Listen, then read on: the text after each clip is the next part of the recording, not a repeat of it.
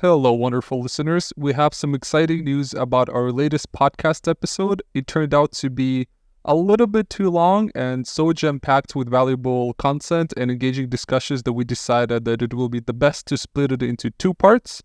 So this way you can enjoy the episode without feeling too overwhelmed, and it gives you a chance to really absorb and reflect all the insights that are being shared. So let's jump into the first part of this podcast. Hello, everyone. Welcome back. We had some big events to go to. Yes, we visited the Next Web, the TNW event in Amsterdam, and I have attended 2 days. Raul attended 1 day. And we took some notes that we want to share with everyone who is deciding next year to go there, and a little bit about the speakers, a little bit about the event, and of course a little bit about the general news, what is going on in the world, and how it's applicable. There's so many things to go through, and I'll be talking a little bit more about day 1 and day 2. Of course, we attended together, so there's stuff to share. But before that, we've got a little bit of news to share with everybody. This time a little bit shorter on it because we were busy with the undertakings at the event. Yes, so you want to go first? Yeah, sure. My bit of weird news is that someone was reporting that they're making movies with AI that can change the story each time you rewatch. So generative movies, a generative storyline. I've seen the title, but I did not read about it. What is it about? It's interesting. This is currently very theoretical because they don't exist, but somebody did make a documentary, which I haven't seen yet, so I can't speak to the quality of it. But fittingly, they made it about Brian Eno. You know about Brian Eno? No. Brian Eno is an electronic musician who created a lot of ambient work. If you go to a hotel, you hear those background noises. Okay. Oh yeah, like elevator music or something. He created the theme for the PS3. You know, when it's just on the dashboard. Mm-hmm. Okay, yeah. So like launching sounds and. So he creates music with generative algorithms, and the music can be like hours and hours long, and it'll keep changing a little bit here and there. For it to like loop back and be the same, it would take a long time because that's how the algorithm is done. Okay. So they tried to make a documentary about it that's similarly generative. And I don't know how it exactly works because there's very little information exactly, but it's an interesting concept. That's very interesting. I think I heard somewhere about brands. I'm very curious about the hotel part.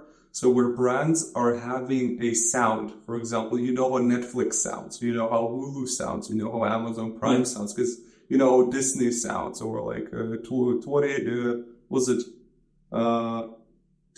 Fox, something like that. So anyway, so every brand now has a sound. I remember last year, I was listening about Wikipedia that they were working on developing their brand sound, which was also quite interesting. So it's like, oh, you know that it's you're in an elevator. Like, how can you recognize the elevator music so quickly? So it's also very interesting from a marketing perspective to have this sound recognition. And I remember that Wikipedia said that once you use voice search for your phone, you never know where the information is coming from. And it would be cool that when the information pops up, when it's voice-activated search, that you have a clear understanding which brand is actually providing that information, because Wikipedia is like 70% of voice search. Yeah. So this went into brand recognition right now. But that's different from sort of like the artistic use. That's true. It's completely different. But it just reminded me of like, hey, it's just that when you're in a hotel and like elevator music, because you can really categorize it. Not to stay on this too long, but this is interesting. They say, they allege, but we can't just report exactly what they're saying. Be like, oh, it's the truth. So they say it has an astonishing 52 quintillion variations. So like the effects will be different every time, the clip arrangements will be different, but it'll follow the same structure. So the things that will be similar are stuff like interviews and so on done for the documentary. But the sort of how it's presented will change. The filters on the visuals, the transitions, all those things could possibly be. Remember, have you seen the Black Mirror episode where you had to control from your remote? No, on Netflix, a few years back. Oh, yeah. Bandersnatch. I think so, right? So you had to make some choices on Netflix. That was so weird. That was the first time I experienced something like that. That was a fun game, but they definitely had a way to win it. Mm-hmm. It didn't. It's not going to be like the generative endings in Baldur's Gate, which Of course not. There are apparently hundreds of them. Yeah, but in this case, it's just very nice decision-making tree. I remember I was looking up this decision-making tree and how many endings. I watched like 2, I think, and then I'm like, okay, this is too much. I watched 3. I went for like the main 100% completion ending, and I went for the one where he gets arrested and is weird, and another one where I forget now, but I checked out 3 of the most complete ones that you could. I don't like that. I like that concept. That's pretty cool. They're planning to do a lot more of it on Netflix. They've been shifting towards games. We've been to a Netflix speaker at TNW. We'll talk about that in a minute. And so my other piece of news, we'll briefly cover this, is Adobe is being sued by the U.S. government. I did not know anything about that. So the main idea is that they've been hiding expensive fees and making it difficult to cancel subscriptions, which is the U.S. government is like, well, that's not how that should work. And in general, Adobe's software package is insanely expensive. Like no photographer or artist can just pay for it themselves without being well reimbursed. Because and you don't get much value out of it. There are a lot of freeware out there that you can make do with it. It's just the customer support and everything is very nice with it. But it doesn't. It reminds me of back in the day when you would buy a software and it would be complete. You would have to buy another CD to get the next one. But I miss that people aren't always expecting you to constantly be funneling the money for meager improvements. That's true. Like, I think I always used a cracked version of any kind of Adobe, I'm going to admit, because it was just so expensive that you cannot afford it. I mean, in Pakistan, even if you went to the CD shop, you wouldn't get one. When I was growing up, we didn't have original CDs. Everything was pirated. Same. I think in Lithuania, a lot of was pirated as well. And like all these burned CDs and some games I remember on PlayStation first were even black and white, so it was pirated or something like that. But it's we spoke about price discrimination last time, that other countries they have a possibility to basically pay for Adobe, the same software for a cheaper price, but it's just making it more and more expensive every year and making it more and more difficult to cancel it. I think it's not nice. That's why I wouldn't use it, but of course everyone uses it because it's the number one software you're gonna go in the world to use for any kind of video editing or Photoshop or for dummies, the Lighthouse, I think it's called. Yeah. So even aside from that, the trouble with this is the complaint from the DOJ, Department of Justice, is that subscribers have had their calls or chats either dropped or disconnected when they were trying to cancel their service. So the lawsuit also alleges these practices break federal laws designed to protect consumers. It also targets Adobe executives, the senior vice president included, as well as the head of sales, and the president of the company's digital media business. The complaint says both executives directed, controlled, and had authority to control or participated in the acts and practices of Adobe that led to these sorts of policies where it was like, keep them on the subscription as much as possible, as long as possible, and make sure it's as difficult to cancel their subscriptions as buying a new account. This is just bad business practice. I, many years ago, was reading that... Monopolies, man. Yeah, that's true. But for... any kind of travel companies, I don't know, let's take, I don't want to go Ryanair or SAS or whatever, but if you want to get your ticket back from, let's say your flight was delayed or canceled, you want to get a ticket refunded, they will 99% of the time for the first request, they will just decline. So that's just the business practice when they say if it's the first time the person is reaching out, just decline.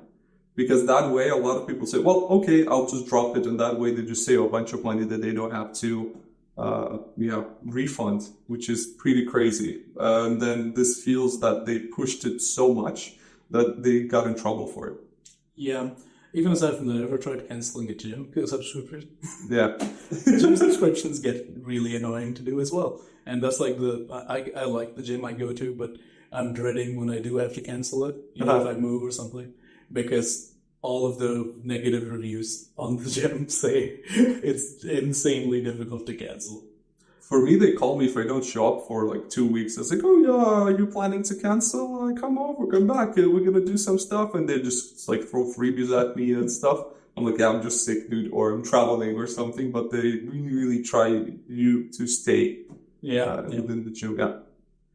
Which is good, but also it sucks that it takes so long to cancel. Yeah, I mean, ideally something like that should be rather much cheaper, or the gyms should be a bit more subsidized so that they don't have to do this nonsense. I mean, it's in the public health interest.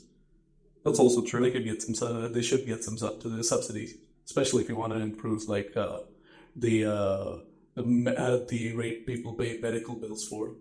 Well, US is a great example where medical bills and health is actually a business. Yeah. For another topic. We're coming to that as well. So that's it. That's all the news I had. Let's jump into the TNW events and a few things that we have learned. I'm going to start from the first day. I went to see a speech that was called The Journey Ahead, Booking.com, Glenn Fogel, and Shaping the Future of Travel. It was more of a panel, so it was one-on-one, and he was asking him, as an interview, a lot of questions, and there it came to a moment where the guy felt so uncomfortable, and they asked like, what's next for Booking, what they're trying to do, and a few cool things. AI decision-making is already happening in Booking.com, so he gave a few examples where if you are late to your, let's say your flight is delayed, and you're still at home and you know it's going to be delayed, 4 hours delayed, that Booking AI will basically get the information from an app or an airport, make a decision that, hey, there's another flight that you can rebook for the same price or cheaper price or more,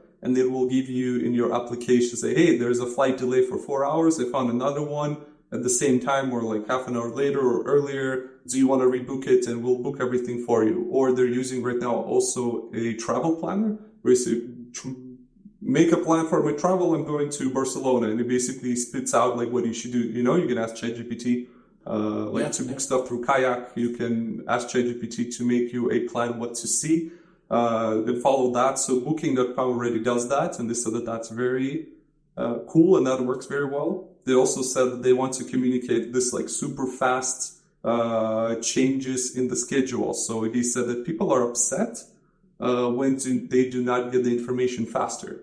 They are not upset that, shit happens and it's okay that things get canceled, but they hate when it's not communicated faster, and they hate even more when it's not taken care of in some way. So that's one of the things he spoke about.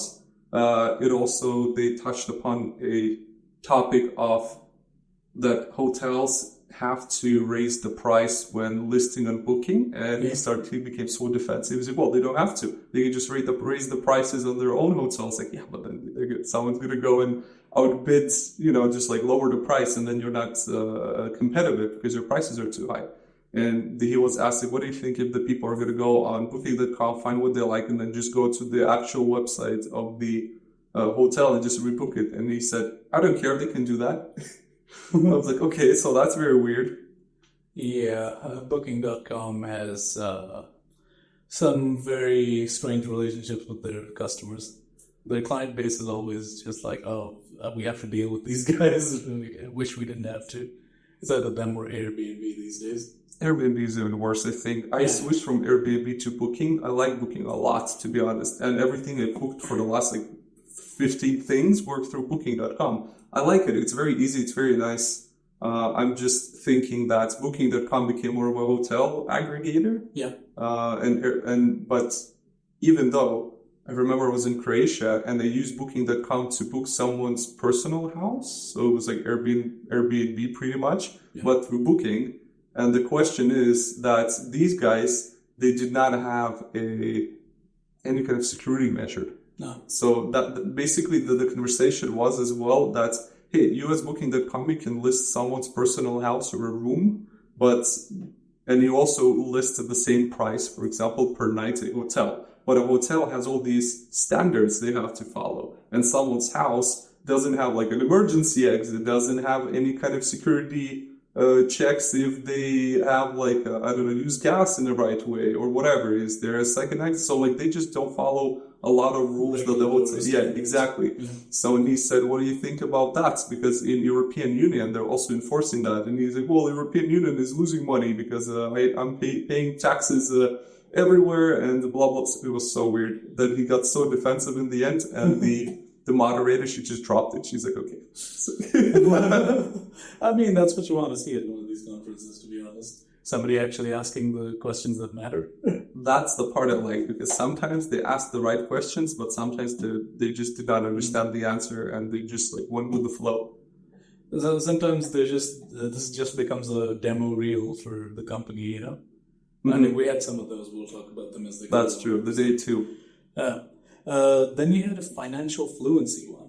Yes, the financial fluency, the role of technology in enhancing financial access and education. So the whole conversation was as well, there were, I think, 2 panelists, and it was mostly about pensions and how to make them attractive.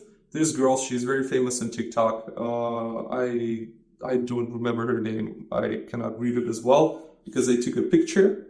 Kia. Yeah, her name is Kia. She basically created, I think, a TikTok where she is trying to educate a lot of younger people about why you should start investing super early into your pension and start thinking about retirements and how this like cumulative effects, rolls, because people sometimes in UK apparently you can cancel your pension. So you can say, okay, I don't want any pension, and then that's it. And then you get some sort of money back, which is around 100 or 200 pounds, she said.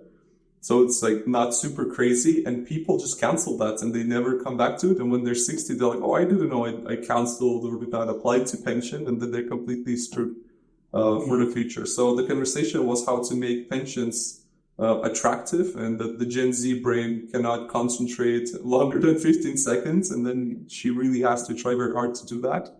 That's not much of a Gen Z problem.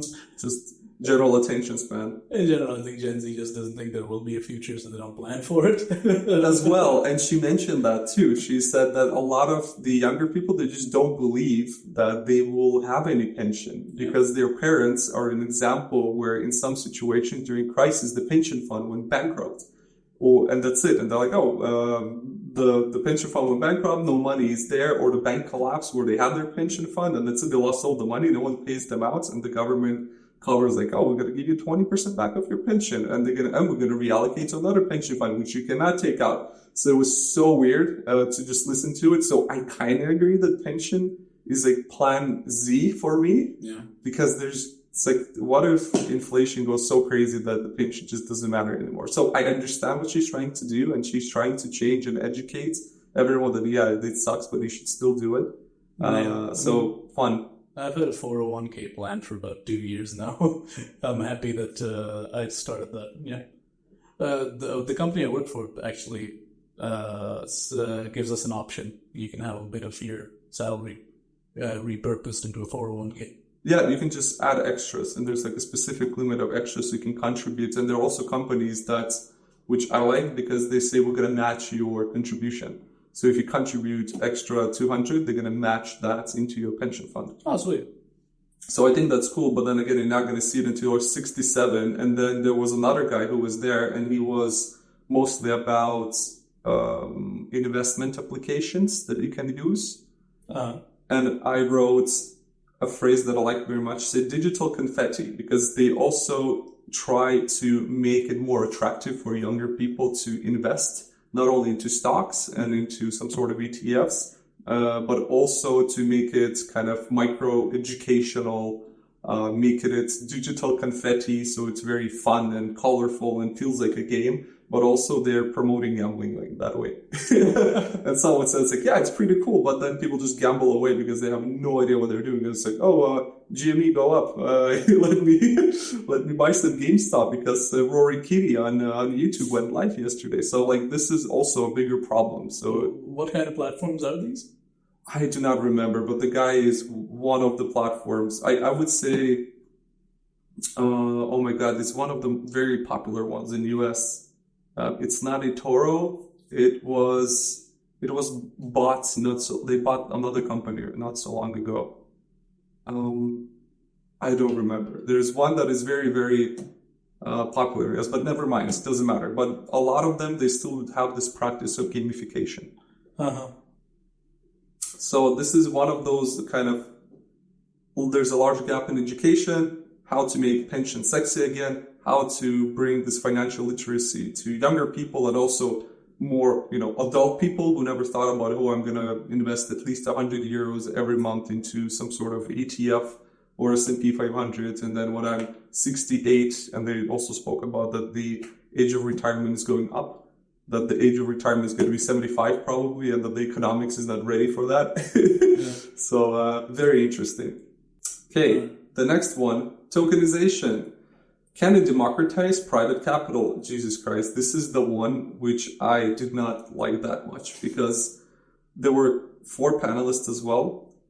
And there was one guy that I liked a lot. He is in the parliament, so let me read. His name is Gundars, and he's a team leader of digital finance from the European Commission. And the rest of the guys were like Ethereum Alliance, Cambridge Center of Alternative Finance, Chief Product Officer, IP, MB, and they were all so salesy, man. One guy, he is apparently, I don't know, he looks like a crypto bro. And he was like very, I want to say, careful with the things he was saying. The others were just promoting their stuff. And I really like the guy because he is also Eastern Europe, from Latvia.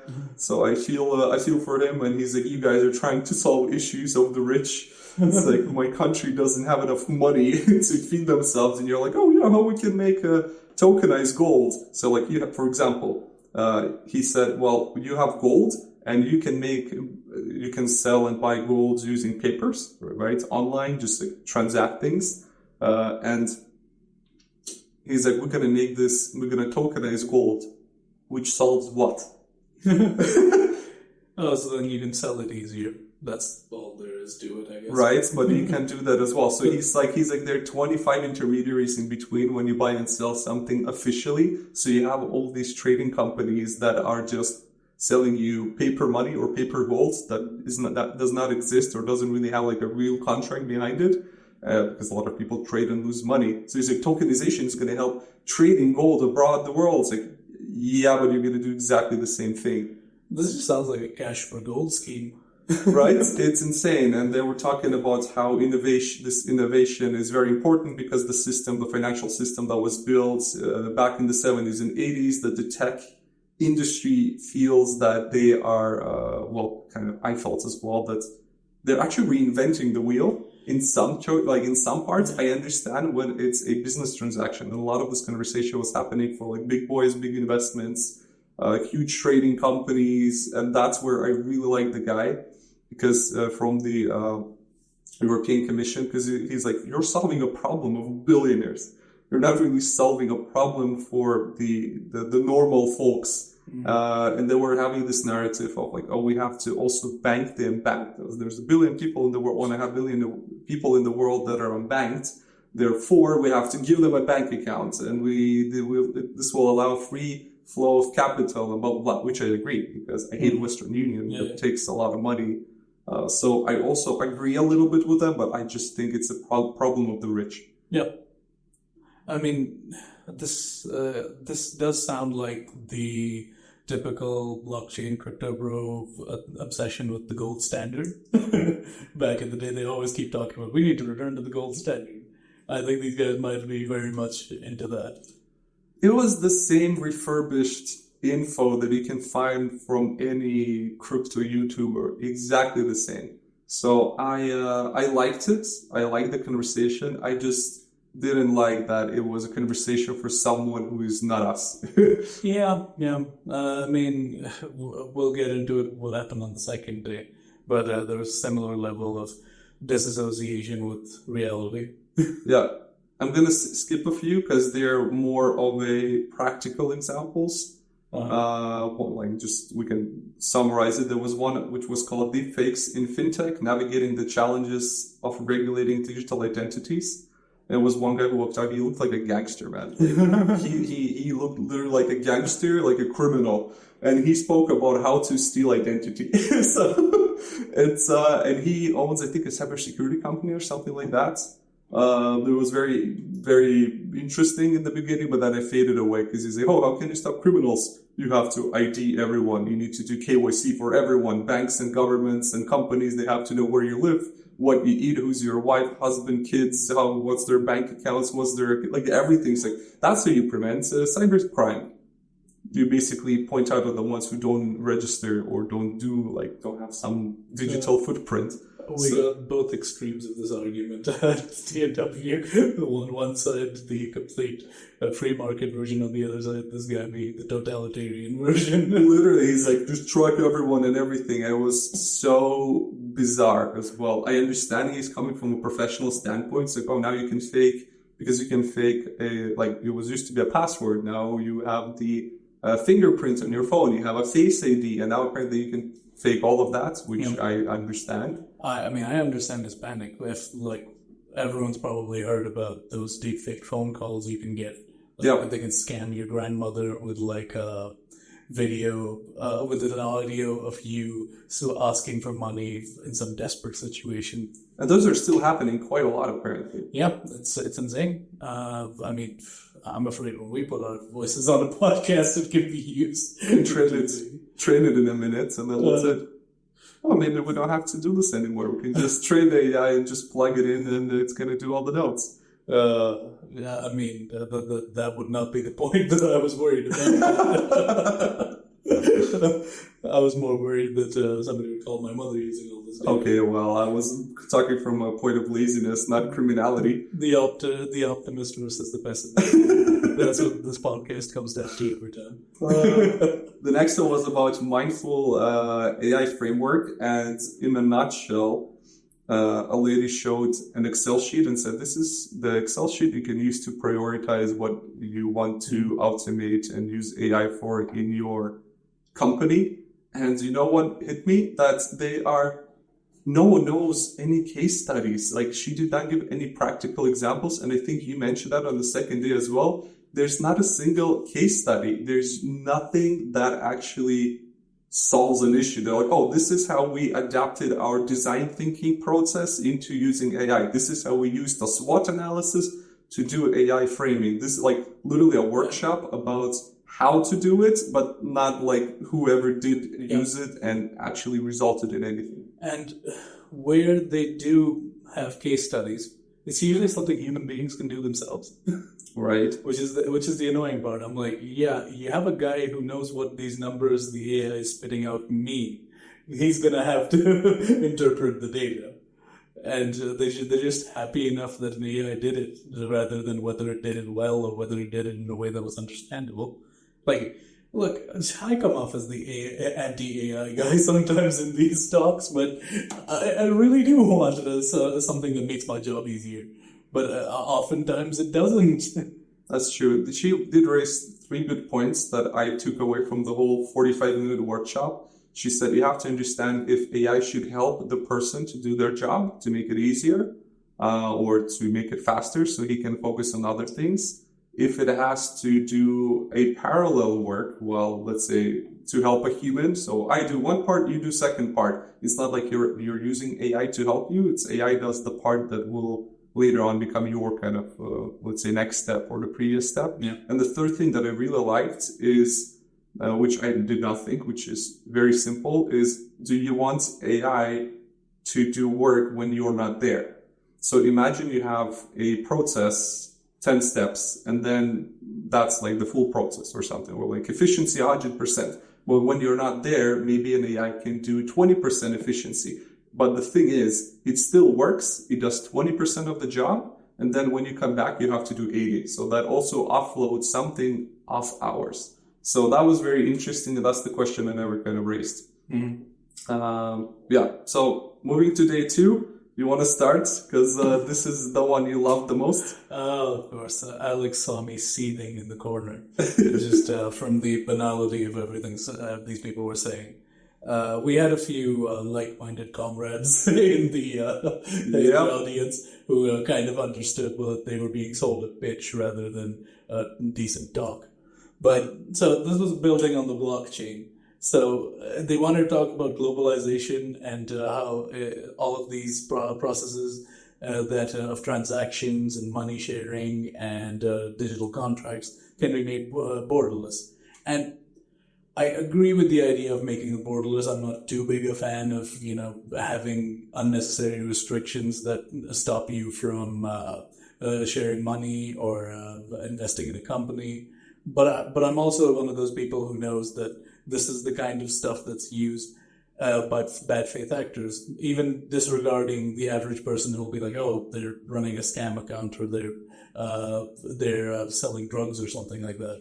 Even aside from that, there's like bigger problems like billionaires avoiding taxes through a secret bank account and funding all of these crooked little organizations from the outset without any responsibility on their part. None of that was addressed. It's very similar to the talk I had on the first day about tokenization.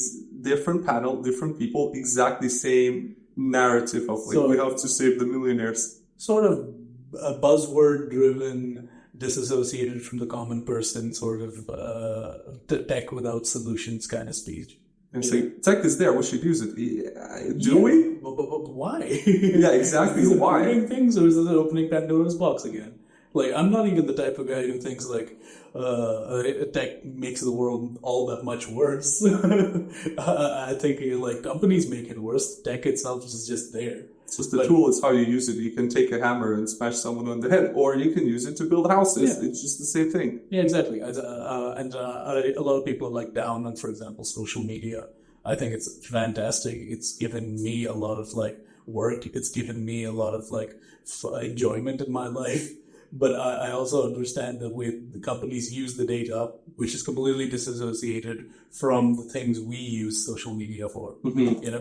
That causes trouble.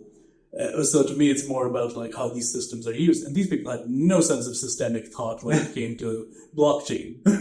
They were like, oh, we can do this with it and this with it and this with it.